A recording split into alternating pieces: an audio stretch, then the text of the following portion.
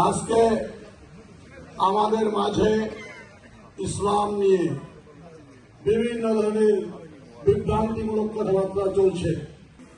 আমাদের সকলের মধ্যমণি গোটা বাংলাদেশের জাতীয়বাদী দলের মহাসচিব,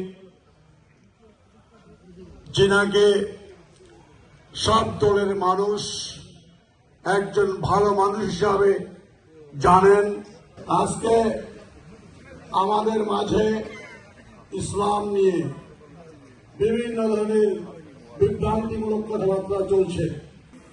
আমাদের সকলের মধ্যমণি গোটা বাংলাদেশের জাতীয়বাদী দলের মহাসচিব, যিনাকে সব দলের মানুষ একজন ভালো মানুষ হিসাবে জানেন,